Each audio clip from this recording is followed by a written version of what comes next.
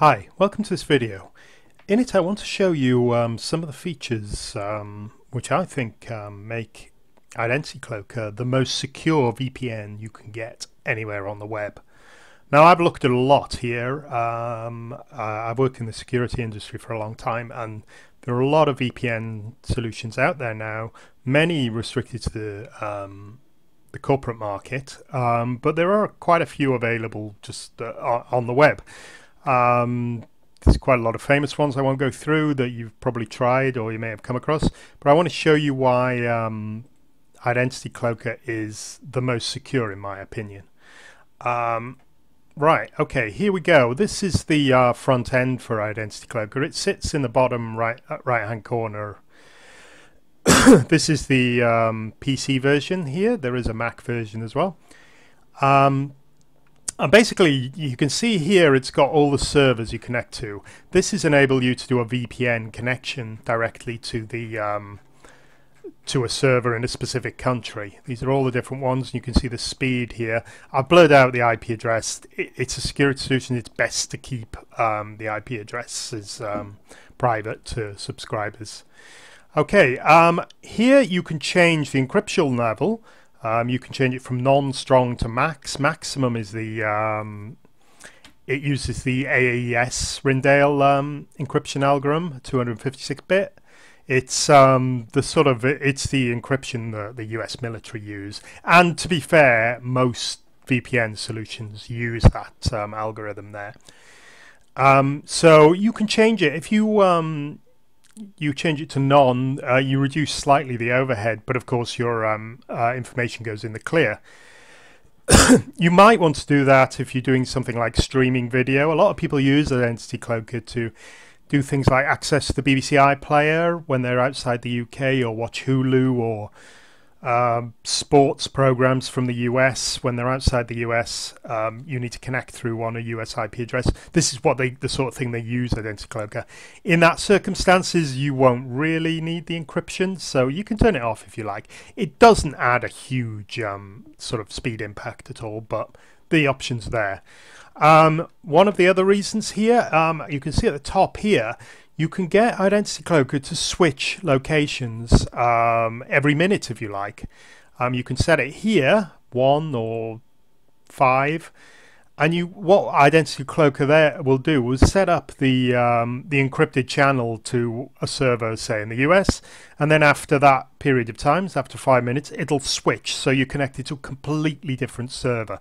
It makes it extremely secure because you're not channeling all your information through one server, and if you're being logged or recorded, they won't see that pattern of every single piece of data you sending going out to one specific IP address.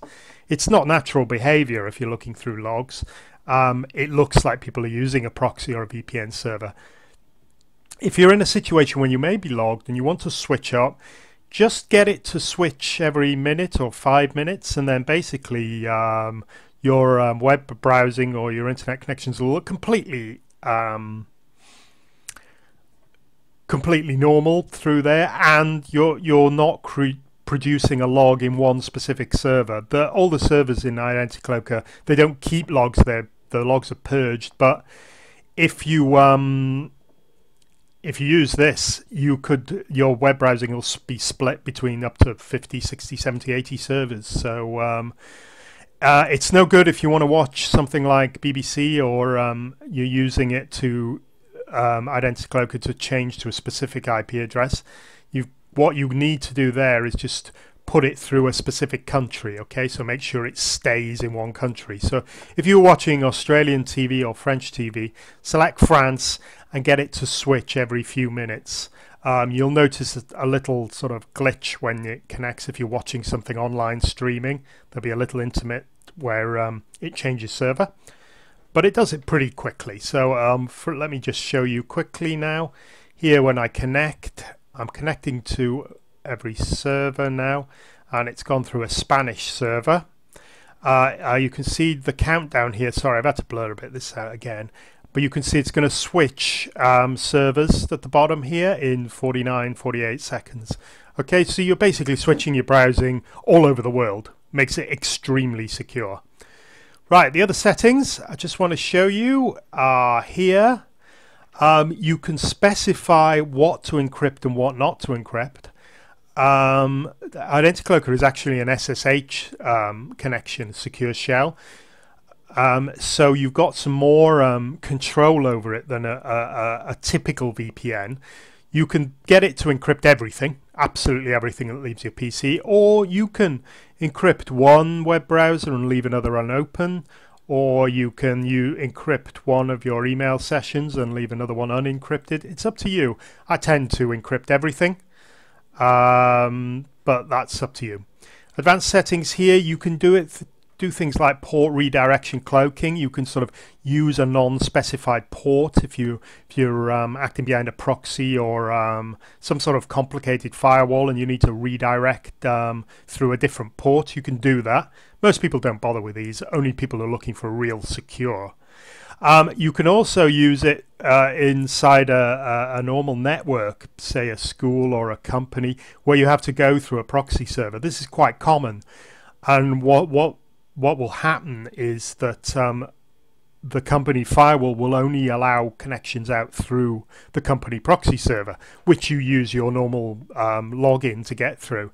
If you do that, most 99% of VPNs, proxies just don't work in that environment. Identicloaker does. You just click on this internal proxy, give it the name of the proxy server, and if it needs to authenticate, maybe a Windows password or something, just put it in there.